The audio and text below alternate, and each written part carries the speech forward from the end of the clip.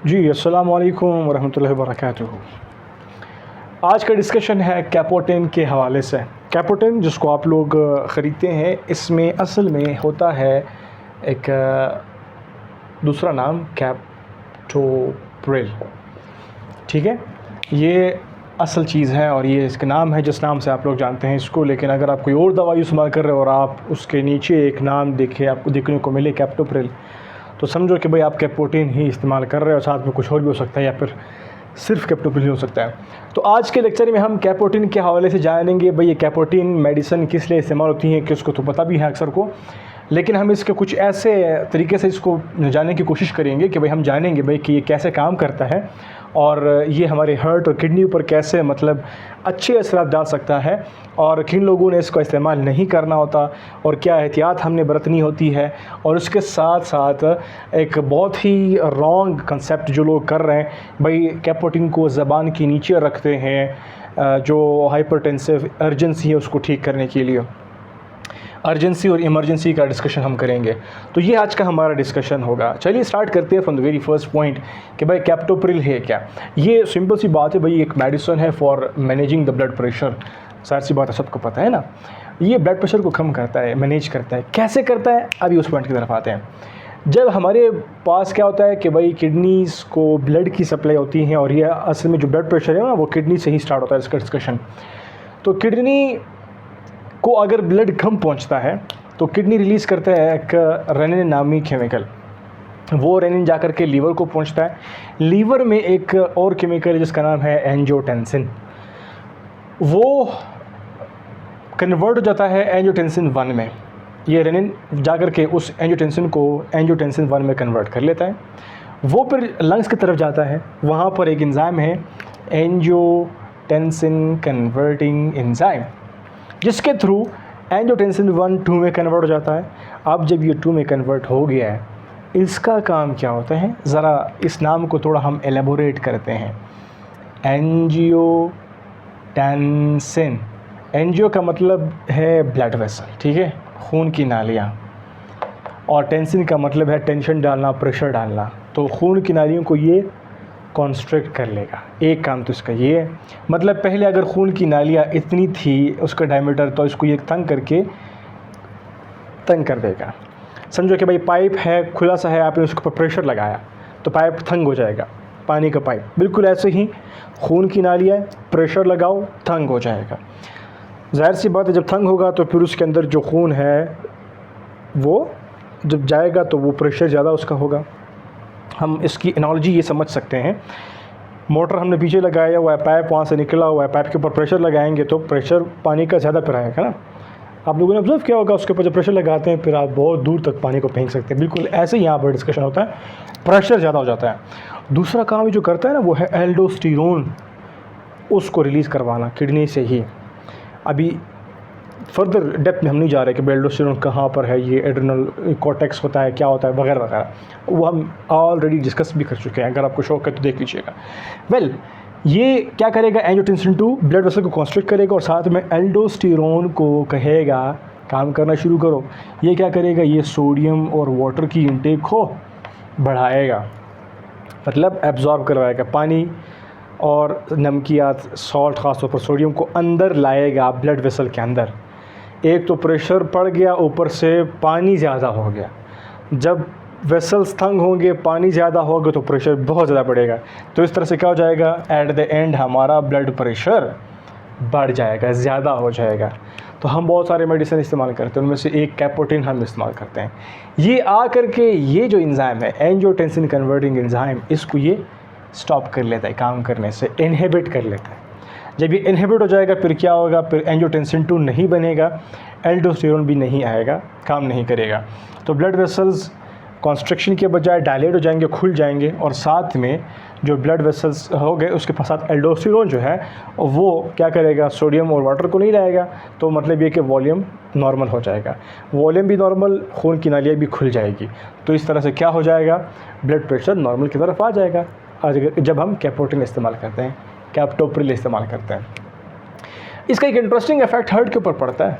वो क्या है, जैसे भी हमारे ब्लड प्रेशर ज़्यादा होगा, इसको ठीक नहीं करेंगे ना, तो क्या हो जाएगा, ये जो हमारे पास एल्डोस्टेरोन है और ये जो वैसोप्रेसिन इफेक्ट है, ये हार्ट को बहुत तंग करता है। क्यों? हार्ट को बहुत ज़्यादा खून जो है वो लेना पड़ता है, फिर उसको पंप भी करना पड़ता है, और फिर वहाँ से जो पाइप है वो भी तंग है। समझो कि भाई मोटर के ऊपर ज़ोर आ रहा होता है। जब मोटर के ऊपर ज़ोर आता है तो मोटर ख़राब होगा। बिल्कुल ऐसे ही हमारे हार्ट के ऊपर ज़ोर पड़ता है, प्रेशर पड़ता है, दबाव पड़ता है, तो हार्ट क्या करता है, मुसलसल कॉन्स्ट्रक्शन, रिलैक्सेशन, कॉन्स्ट्रक्शन और ज़ोर से कॉन्स्ट्रक्ट करना। क्या हो जाएगा, हार्ट के मसल्स जो हैं वो बड़े हो जाएंगे, जिसको हम लोग बोलते हैं हाइपरट्रॉफी।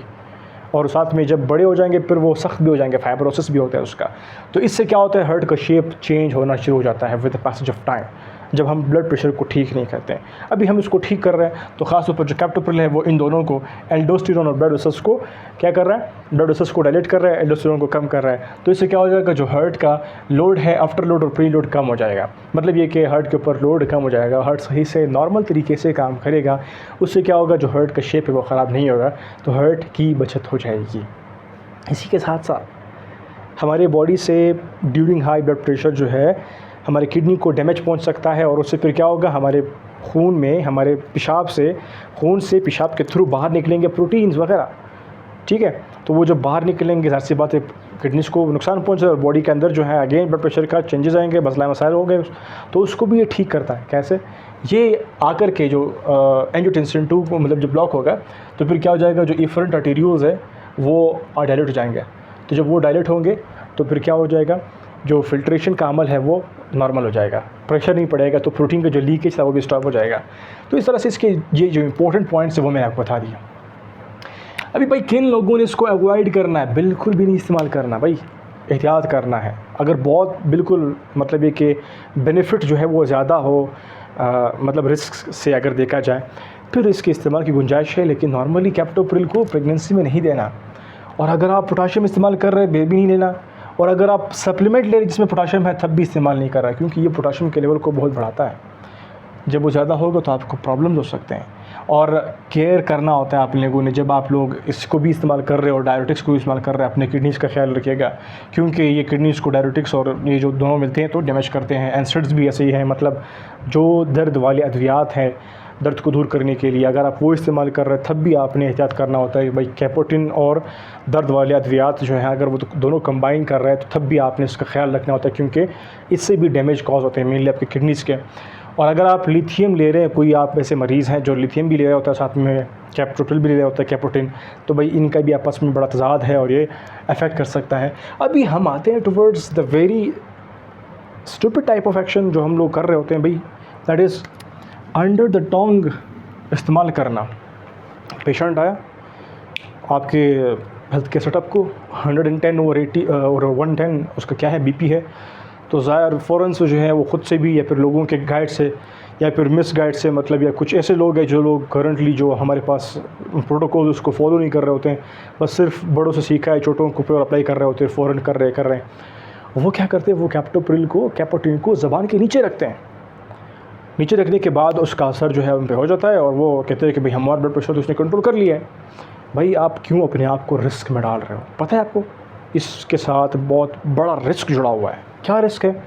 जब आप इसको ज़बान के नीचे रख के इस्तेमाल करते हैं, हालांकि ये हमारे पास क्या है, ओरल रूट के लिए इस्तेमाल हुआ है कि भाई ओरल रूट में लो, निगल लो और उसको पानी के साथ ले लो, लेकिन आप ज़बान के नीचे रखते हैं, तो इससे आपको स्ट्रोक के खदशात हो सकते हैं। कॉमन ज़बान में अगर मैं कहूँ, सिंपल बात कहूँ, ये आपके दिमाग को नुकसान पहुंचा सकते हैं, दिमाग के खास हिस्से को ख़त्म कर सकते हैं, या फिर आपकी जो खून की नालियां हैं जो ब्रेन में है उसको ये फाड़ सकते हैं। तो भाई ये दोनों इससे हो सकते हैं।